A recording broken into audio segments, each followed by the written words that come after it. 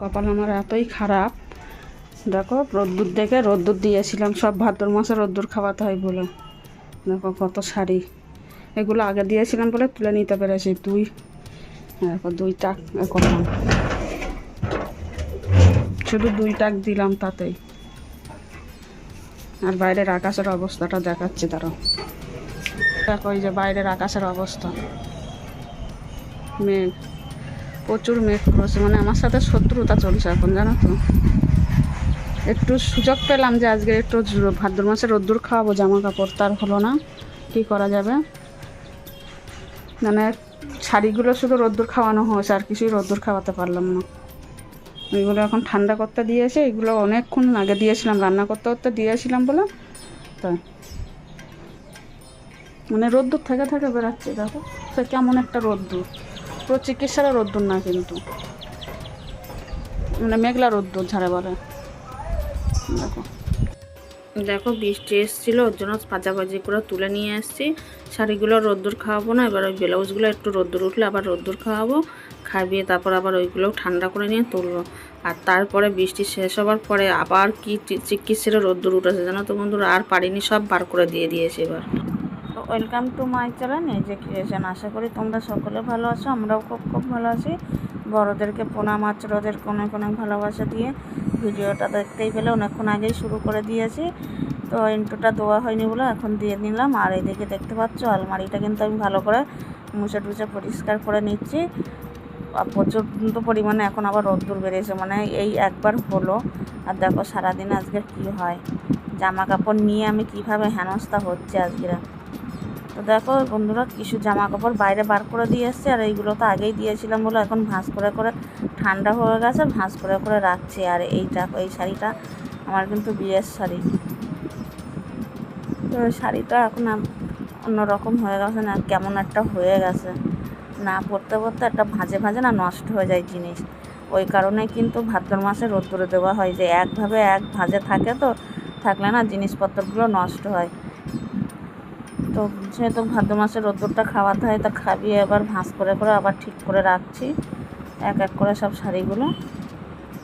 তারপরে আর যাবতীয় যা আছে সেগুলো করা যাবে। পুরো আলমারিটা খালি করে ফেলেছি জানো তো।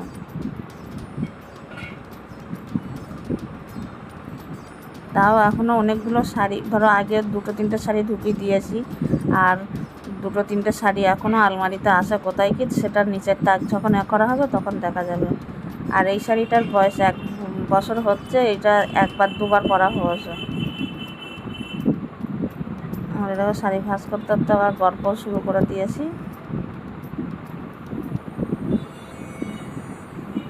এসে বলছে যে শাড়িগুলো ঠান্ডা হয়ে গেছে, তাই জিজ্ঞাসা করছিল। আমি বলছি হ্যাঁ, পাখা চালিয়ে দিয়েছি তো।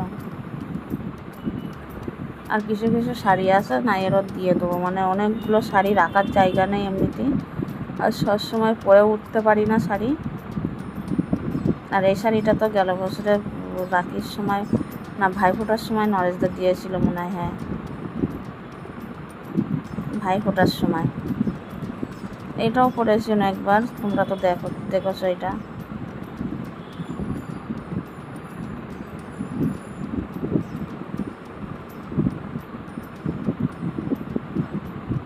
আর আমার আলমারিটা জানো তো অতিরিক্ত এলোমেলো হয়েছিল, মানে ওলট পালট হয়েছিল।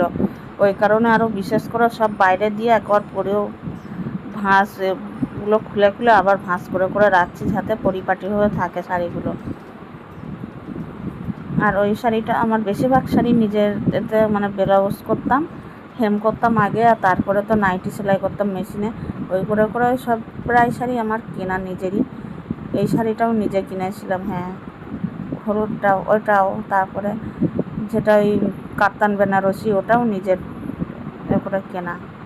এই শাড়িটা তো যখন ব্লাউজে হেম করতাম, তখন যাদের ব্লাউজের হেম করতাম তাদের হচ্ছে জামা কাপড়ের দোকানও ছিল। আর আমি কি করতাম জানো তো, যেই মানে হিসাব করতো, আর আমার যেই শাড়িটা ভালো লাগতো সেই শাড়িটা গিয়েই কিনে নিয়ে চলে আসতাম। মানে সেলাইয়ের টাকার ঘরে আসতো না, আর আমার বোন নিতও না। যে বলতো তুমি সেলাই করছো, তুমিই নাও ওই টাকা, তুমি নিয়ে তোমার ইচ্ছা মতন তুমি যা খরচা করবে করো। আর এই শাড়িটা বিয়ের প্রথম বছরে বেরিয়েছিল, সেই সময় কেনা, তা সেই সময় পরেছিলাম, আর পরা হয় না শাড়িটা। আর এটা তো জানোই যে দোলের সময় দিয়েছিল আমার কর্তামশাই, তাই শাড়িটা সেই আর ঠিক করা হয়নি, ব্লাউজ পিসও কাটা হয়নি, ফলস পিকও করা হয়নি, আর সেইভাবেই আছে। এটাও সব শাড়ি রোদ্দুর দিয়ে দিয়েছিলাম। তো আজকে বন্ধুরা ভিডিওটা কিন্তু অনেকটাই বড় হয়ে যাবে, তা তোমরা কেউ কিন্তু স্কিপ করে দেখো না, পুরো ভিডিওটা কিন্তু ফুল ওয়াশ করে দেখো, তোমাদের কাছে একান্তই অনুরোধ এটা আমার। আর এই শাড়িটা কেনা হয়েছিল আমার ভাসুরের ছেলের বিয়ের আগে আগে, হ্যাঁ বিয়ের আগে কেনা হয়েছিল ভাসুরের ছেলের বিয়ে। এইটা আর একটা শাড়ি, ওটা হচ্ছে কাঞ্জিবরম, দুটো শাড়ি কেনা হয়েছিল সেই সময়।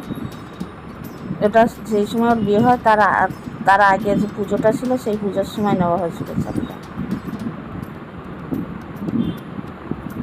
এই যে এই শাড়িটা, এই দুটো শাড়ি প্রায় 6 মাস পর পর কেনা হয়েছিল। আর আমার এই ব্লু কালারের শাড়ি না খুব ভালো লাগে, ব্লু কালার হলুদ কালার, বেশিরভাগ দেখো আমার ব্লু আর হলুদ কালারেরই কিন্তু শাড়ি।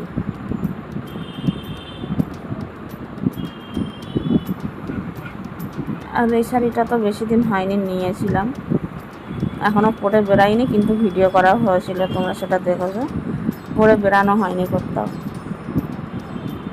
আর এই শাড়িটা তো আমার, এই শাড়িটা পরেই তো আমার ইউটিউবের রেট দেওয়া, ইউটিউব, ইনস্টাগ্রাম, ফেসবুক সব এই শাড়ি ছবি দেওয়া। আর ওই শাড়িটা খুব ভালোও লাগতো আমার, সবসময় প্রায় সময় পরতাম ওই শাড়িটা। আর আমাদের বেশিরভাগ শাড়ি হচ্ছে ওই আমাদের বাড়িতে একজন আসে, মানে শাড়িরা মাসি, ওনার কাছ দিয়েই নেওয়া হয়, ওই কিস্তিতে টাকা দেওয়া হয়, মানে সপ্তাহে সপ্তাহে ওই করে করে শাড়িগুলো রাখা, একসাথে তো টাকা দিয়ে কেনা আমাদের অসম্ভব, ওর জন্য ওই কিস্তিতে নেওয়া হয়। দেখো বন্ধুরা আমার জামা কাপড় কিন্তু রোদ্দুর খাওয়ানো হলো, ভাঁজ করাও হলো, আলমারিটাও গোছানো হচ্ছে, আর তোমাদের শাড়ির কালেকশানগুলোও দেখিয়ে দেওয়া হয়ে যাচ্ছে একেবারে। এই শাড়িটাও খুব ফেভারিট আমার, মানে এই শাড়িটা কী বলো তো, যখন তাড়াহুড়োতে কোথাও গেলাম হুট করে এই শাড়িটা পরে নেওয়া যায়, মানে কারোর ধরাও লাগে না, তাড়াতাড়ি পরাও হয়ে যায় 2-3 মিনিটে, তার জন্য এই শাড়িটা রাখা আছে। আর এইটা একবার আমার বাড়ির থেকে জামাই ষষ্ঠীর সময় দিয়েছিল এই শাড়িটা, তাঁতের শাড়িটা, সেই সময় এই তাঁতের শাড়িগুলো খুব উঠেছিল, মানে 2 কালারের পাড়, সবুজ আর লাল পাড়, হলুদ তাঁতের শাড়ি খুব উঠেছিল, তখন সেই সময় অনেকজন পরেছিল এই শাড়িগুলো।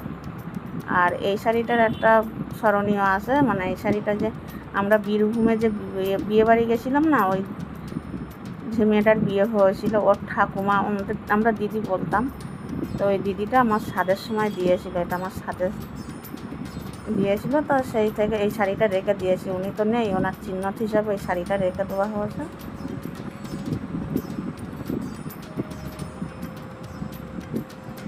আর এখনও দেখো এই দুটো শাড়ি এখনও রোদ্দুর দেওয়া হয়নি, রোদ্দুর খাওয়ানো হয়নি, তো এই শাড়ি দুটো রোদ্দুর দিয়ে আসি, দিয়ে এসে তারপরে আবার আলমারিটা গুছিয়ে নেওয়া যাবে। দেখো শাড়িগুলো সব কিন্তু রাখা হয়ে গেছে, আর তোমাদের সাথে যদি সব ভিডিও করতে যাই তো অনেক বড় হয়ে যাবে, ওর জন্য কেটে কেটে করলাম যতটা পেরেছি।